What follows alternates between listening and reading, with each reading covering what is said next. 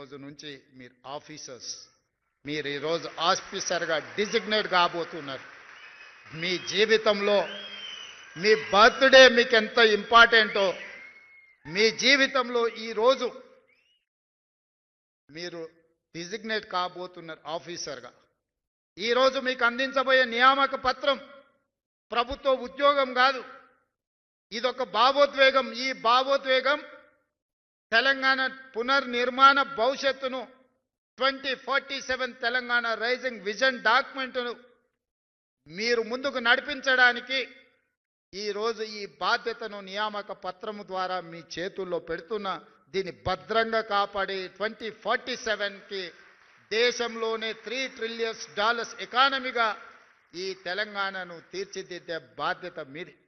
ఆనాడు నేను అధికారంలో ఉంటానో ఉండనో నాకు తెలియదు, కానీ మీరందరూ ఆనాడు అధికారులుగా ఉంటారు.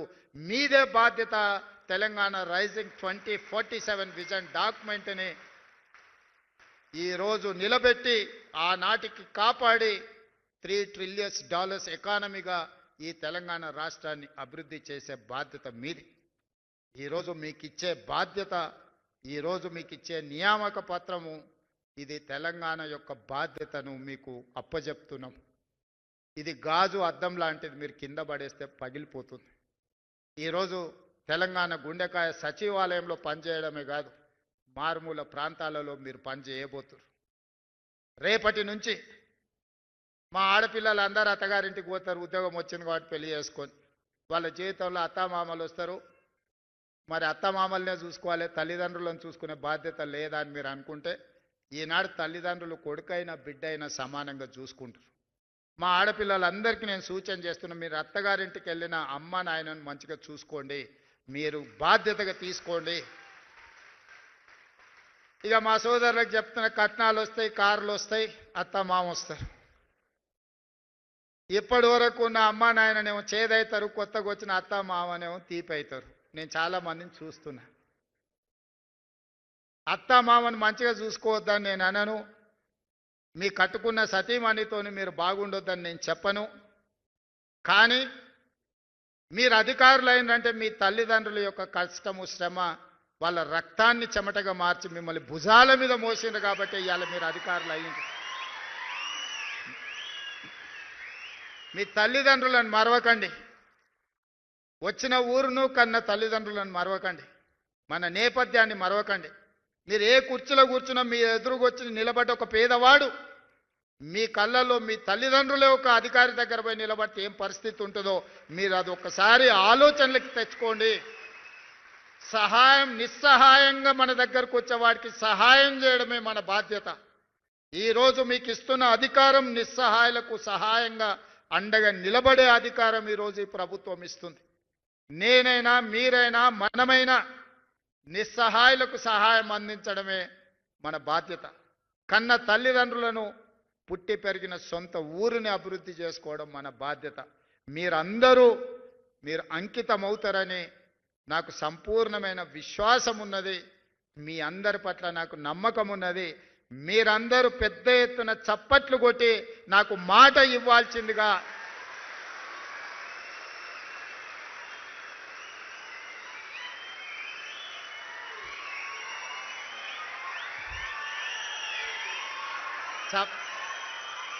చప్పట్లే కదా కొట్టేసినాం. రేపటి నుండి సార్ చూడబోతారా అని మీరు అనుకుంటారేమో. తప్పకుండా చూస్తా. ఎవరన్నా తల్లిదండ్రులను చూసుకోకపోతే మీ జీవితంలో 10-15% కోత చేసి మీ తల్లిదండ్రుల ఖాతాలు వేస్తా. చట్టమే తెస్తున్నా, ఆ చట్టాన్ని మీతోనే రాపిస్తా. తల్లిదండ్రులను చూసుకోని వాళ్ళ జీతాల నుంచి 10-15% జీతంలో కోత విధించి మొదటి నాడు మీ అకౌంట్లో ఎట్లయితే జీతం పడుతుందో మీ జీతంలో నుంచి ఆడబిడ్డ అయినా మగబిడ్డ అయినా ఆ జీతం తల్లిదండ్రుల ఖాతాలకు పోయేటట్టు ఖాతా తెరిచి మీ జీతాలు మాత్రం అక్కడికి బదిలీ చేస్తా. అది చట్టం చేస్తా, ఆ చట్టం మీతోనే రాపిస్తా. సెక్రటేరియట్లకు ఎవరు వస్తారో రామకృష్ణారావు గారు, మనం ఒక కమిటీ వేయండి కొత్త ఆఫీసర్లతో ఆ చట్టం రాపిచ్చే దాంట్లో. మళ్ళీ వాళ్ళు మాకేం తెలియదు అందులో ఏముందో అంటారు. కాబట్టి ఇందులో నుంచి సెక్రటేరియట్కి వచ్చే ఆఫీసర్స్ ఎవరైతే ఉన్నారో వాళ్ళతోనే ఒక గ్రూప్ ఆఫ్ ఆఫీసర్స్తో ఒక కమిటీ వేసి బేసిక్ డాక్యుమెంట్ వాళ్ళతోనే తయారు చేయించండి. అప్పుడు మేం చేసిన చట్టం ఖచ్చితంగా అమలు జరుగుతుందని వాళ్ళకి నమ్మకం వస్తుంది. అదే విధంగా గతంలో ఉన్న పరిస్థితిని ఒక చిన్న ఉదాహరణ ద్వారా మీకు చెప్పదలుచుకుని, ఎందుకంటే రేపటి నుంచి మీరు చూడబోతున్నారు కాబట్టి. త్రిలింగ దేశం అని ఒక దేశం ఉండేది. ఆ దేశానికి రాజు చంద్రసేనుడు. ఆ చంద్రసేనుడికి ఓ కొడుకు ఓ అల్లుడు ఉన్నాడు, రామసేనుడు హరిసేనుడు. రామసేనుడికి ఒకటే కోరిక, ఎట్లన్నా చేసి చంద్రసేనుడిని నా కృష్ణుడి నుంచి దొబ్బి కింద పడేసి అందులో కూర్చోవాలి. దానికోసం అన్ని రకాల ప్రయత్నాలు చేసిండు. ఇంట్లో అమ్మతో చెప్పించండు, భార్యతో చెప్పించండు, చుట్టాలతో చెప్పించండు, తండ్రికి ఎన్ని చెప్పించినా ఇంక ఇది జరుగుతలేదు. చూసి చూసి చూసి ఇక ఎక్కడ జరుగుతలేదని చెప్పి ఏం చేయాలని ఆలోచన చేస్తుంటే ఆయనకు హరికర వేణుగోపాలరావు గారు పెద్ద మనిషి ఎదురైండు.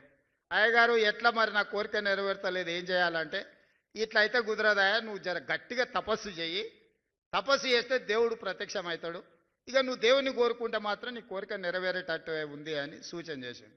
సరే మంచిదని ఎత్తుకుతే ఆదిలాబాద్లో 1000 ఊడల మర్రి కనిపించింది. ఇది అయితే బాగుంటుంది తపస్సు అని. రామసేనుడు పోయి 1000 ఊడల మర్రి కింద కూర్చొని ఇక కఠోరమైన తపస్సు తంత్రాలన్నీ చదువుతుంటే ఇక మొత్తం త్రిలింగ దేశంలో ఉన్న అందరికీ నిద్రలేని పరిస్థితులు వచ్చినాయి. ఈ లోపల హరిసేనుడుకు పొన్నం ప్రభాకర్ లాంటి మిత్రులు చెప్పిన, మీ బావమరిదాడ తపస్సు చేస్తున్నాడు, కుర్చీ పోయేటట్టే ఉంది, మరి నీ సంగతి ఏంది అని. అమ్మ ఇదేదో ప్రమాదానికే వచ్చేటట్టున్నా, ఆయన కూడా ఆడుకోవండి, ఏం చేస్తుండో బామారిది చూద్దామని చెట్టు కింద బామారిది మర్రి చెట్టు కింద కూర్చొని కఠోరమైన తపస్సు చేస్తున్నాడు. బావ జర తెలియకల్లోడు, దేవుడు అనేటోడు పైనుంచే కిందికి వస్తాడు కదా ప్రత్యక్షమైతే అని మర్రిచెట్టు ఎక్కి మర్రిచెట్టు మీద కూర్చొని ఆయన కూడా తపస్సు కూర్చున్నాడు. వస్తా వస్తా ఫస్ట్ నా దగ్గరికి వస్తాడు కదా, మనమే ముందుగాల దేవునితో మాట్లాడదామని నిజంగానే మర్రిచెట్టు ఎక్కి కూర్చొని ఆయన కూడా ఇక కఠోరమైన తపస్సులు ఆయన భాగస్వామి అయ్యాడు. ఇక దేవుడికి కూడా నిద్ర భంగం కలిగి ఇలా సంగతి ఏందో చూద్దామని రానే వచ్చిండు. వచ్చేటప్పుడే మధ్యలో హరిసేనుడు కల్పించడు. ఏం భక్త చాలా తపస్సు చేస్తున్నావు, ఏంది నీ కోరిక అని. హరిసేనుడికి అనుమానం వచ్చింది, నేను ఏం కోరినా కింద వాడు బామర్ది ఇంకేం కోరుకుంటాడో తెలియదు, ఈయన సంగతి చెప్తుండని. ఏం లేదు దేవుడా, నాకు ఒక కన్ను ఓడు అని అడిగాడు.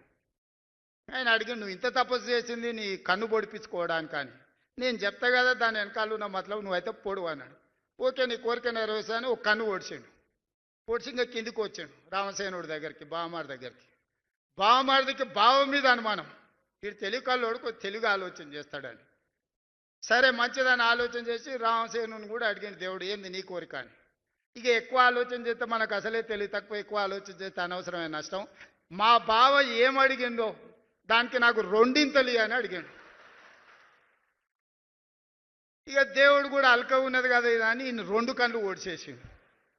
వానికి ఒక కన్ను లేదు, ఇంటికి 2 కళ్ళు లేవు. ఇక దేవుడు పోయినాక మళ్ళీ ఇద్దరు కలుచుకోరు. అరే పరిస్థితి ఏంది, ఇట్లా అయిపోయా, ఇట్లయితే ఎట్లయితుంది, మరి ఎట్లా బతుకుదాం, మరి ఇట్లా కుదిరేటట్లేదు, ఇట్లా మనం పని చేసుకునే పరిస్థితి చేయి దాటిపోయిందని. అప్పుడు ఇద్దరు కలిసి ఒక ఆలోచనకు మాలో పెద్ద మనిషిని కలిసిరు, అయ్యా మా పరిస్థితి వానికి ఒకట్లేదు, నాకు 2 లేవు, మా ఇద్దరు పరిస్థితి ఏందని. ఓ పని చేయండి, శుక్రవారం నాడు మక్కా మస్జిద్ కోండి, శనివారం నాడు బిర్లా టెంపుల్ కోండి, ఆదివారం నాడు మెదక్ చర్చ్ దగ్గర కోండి. ఆడ మెట్ల మీద కూర్చుంటే వచ్చేటోడు పోయేటోడు ఏదో ఒకటి ఇస్తాడు. ఇది బాగానే ఉంది. మరి ఎవడు నడవాలి, బాగా తెలికల్లోడు కదా. అరే నీకు 2 లేవు, నువ్వు నడవలేవు, నువ్వు నన్ను నీ భుజాల మీద ఎత్తుకో, నేను దారి చూపిస్తుంటా, ఇక నువ్వు నడుచుకుంటావా అని చెప్పి బామార్ది భుజాల మీద ఎక్కి ఇప్పుడు మక్కా మస్జిద్, శుక్రవారం శనివారం బిర్లా టెంపుల్, ఆదివారం మెదక్ చర్చ్ దగ్గర, రేపో మాపో పొన్నం గారు జూబ్లీ హిల్స్ కూడా వస్తారు, ఎందుకంటే ఆడ ఎన్నికలు ఉన్నాయి. నువ్వు జర జాగ్రత్తగా ఉండాలి వీళ్ళ పట్ల. సో ఇది గతంలో వాళ్లకు వాళ్ళే ఇవాళ పేపర్లలో టీవీలలో మేం చెప్పుడు ఇచ్చిపెట్టండి, కుటుంబ సభ్యులే చెప్తున్నారు ఏం జరిగిందో, ఏ రకంగా దోపిడీ జరిగిందో, ఏ రకంగా అవినీతికి పాల్పడ్డారో, ఏ రకంగా కుటుంబ పంచాయతీలు ఈరోజు పక్కున పగులుతున్నాయో, పాపాల పుట్ట పగులుతుందో మీరు అందరు కళ్ళతో చూస్తారు.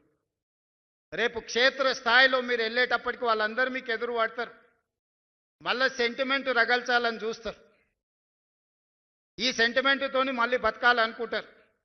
వాళ్ళని ఎక్కడైనా పేపర్లు చూడండి, రెసిడెన్షియల్ స్కూల్స్లలో ఎక్కడైనా పిల్లలు కలుషిత ఆహారం తిన్నరు అని అంటే పైశాచిక ఆనందంతోని డాన్సులు చేస్తుంటారు. అబ్బా 10 మంది పిల్లలు చచ్చిపోతే మేము ప్రభుత్వం మీద బురద చల్లొచ్చు, ఈ పిల్లలు చచ్చిపోతే బాగుండని. ఎక్కడన్నా యాక్సిడెంట్ జరిగి ఎవరైనా చచ్చిపోతే ఆ శ్రీశైలం టన్నెల్ కావచ్చు, ఇంకేదన్నా కావచ్చు, ప్రమాదవశాత్తు ఏదైనా జరిగిపోతే ఎంబడే ఈ ప్రభుత్వం మీద బురద చల్లాలి, తద్వారా మళ్ళీ అధికారంలోకి రావాలని ఒక రకమైన పైశాచిక ఆనందం వాళ్ళ కళ్ళల్లో కనిపిస్తుంది.